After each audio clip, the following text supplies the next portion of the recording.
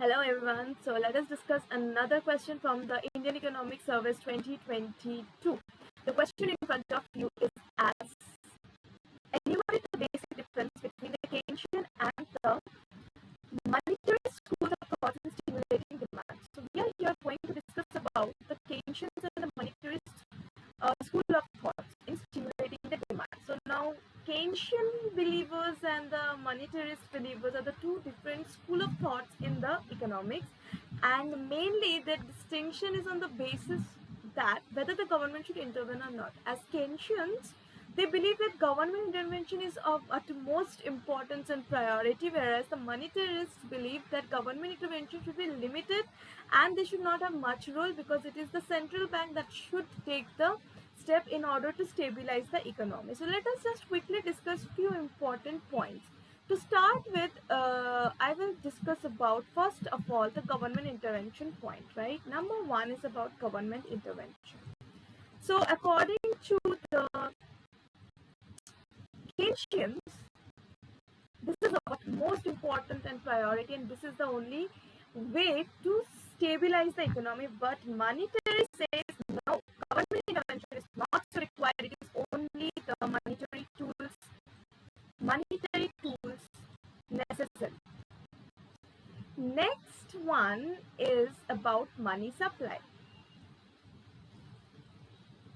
So the Keynesians believe that money supply is endogenous variable. Endogenous variable, why? Because it is not determined because it is determined within the system and it is something not given. What it depends on, so basically money supply depends on the demand for money. That is according to the Keynes. But monetarist says that money supply is exogenous variable and it is determined by the central bank of the nation. Third one is about the interest rates. So again, the Keynesian says that interest rates are determined by the interaction between demand and supply of money. Whereas the monetarist says that it is the money supply alone that will determine by the Central Bank of India, that is the RBI. So they will determine the interest rates and accordingly will adjust the economy. The fourth point is about inflation.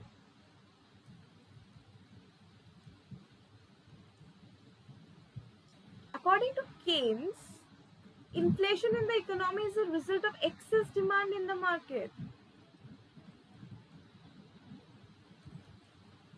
But monetarists said no, this is just because of the money supply effect and this can be controlled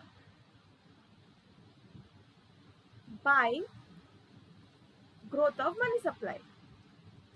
Just control the growth of money supply and the inflation will be controlled, and this is completely the role of the monetary policy and government has nothing to do with it. Whereas according to Keynes, G spending should be increased, taxes should be decreased, like all the fiscal policies are given importance according to the believers of Keynesian followers, and whereas the monetary says that it is the money supply that is the cause of inflation, and so accordingly it can be controlled if the growth of money supply is controlled, and this is done by the RBI, so it is completely a monetary problem.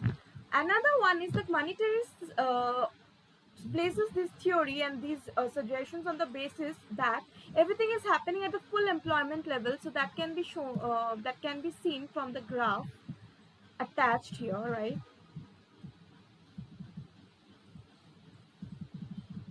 Here, so the monetarists believe that according to the monetarists, aggregate supply that is at full employment level, whereas according to the Keynes, this is below full employment,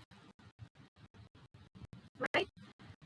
So accordingly, there is more fluctuations and adjustments compared to this, right?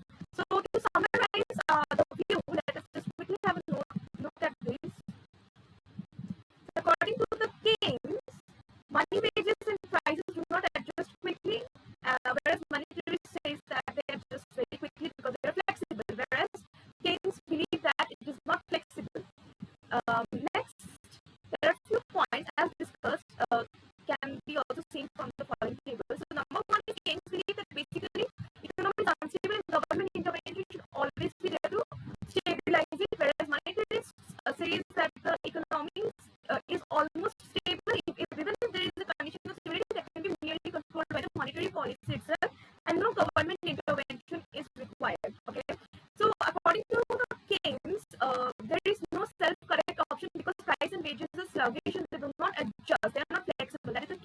belief, but that is not so according to the beliefs of the monetarists, who says that prices will change and adjust as they are flexible, and so the market will be back to the equilibrium, right?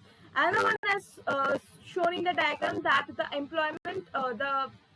unemployment level is not at the full, it is below that, whereas full employment is normal because the wages and prices are flexible, so it will reach the full employment, right?